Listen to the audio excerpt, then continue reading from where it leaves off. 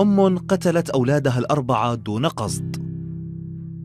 أرادت الزوجة أن ينام أطفالها الأربعة بهدوء وتنام هي، فقد كان 2 منهما مصابين بالكحة أي السعال، ولأن الأطفال لا يستسيغون طعم الدواء ويرفضون تناوله إلا بالإجبار، فخطر في بالها أن تعطيهم دواء الكحة أي السعال مع الحليب، فجلبت قنينة دواء السعال ووضعت منه قليلا مع الحليب، وأعطت كل واحد من أولادها الأربعة 2 المصابين بالسعال وال2 السليمان كوب حليب مع الدواء فشربوه.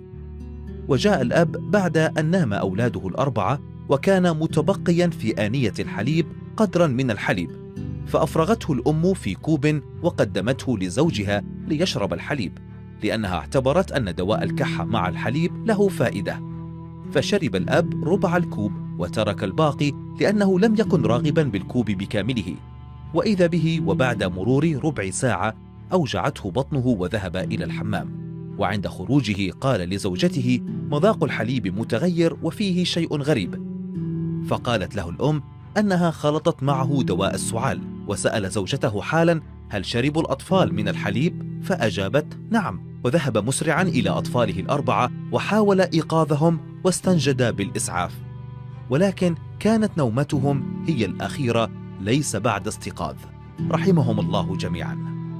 وبعد سؤال الأم وأخذ علبة الحليب وعلبة دواء السعال إلى المعمل الجنائي، وجدوا أن الحليب المجفف سليم وغير مسموم، وأيضا وجدوا سائل دواء السعال سليم وغير سام.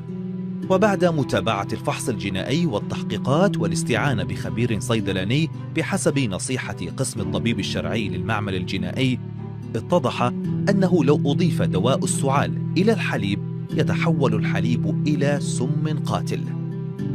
من تلك الحادثة إلى الآن والأم بحالة نفسية يرثى لها، قتلت أطفالها الأربعة بيدها.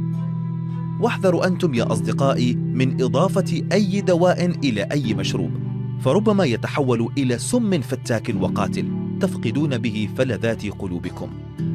الرجاء نشر هذا الفيديو لكل من عنده أطفال، انشرها لتصل الفائدة لغيرك. أدوية السعال قاتلة بعد شرب الحليب أو قبله أو شربه مع الحليب.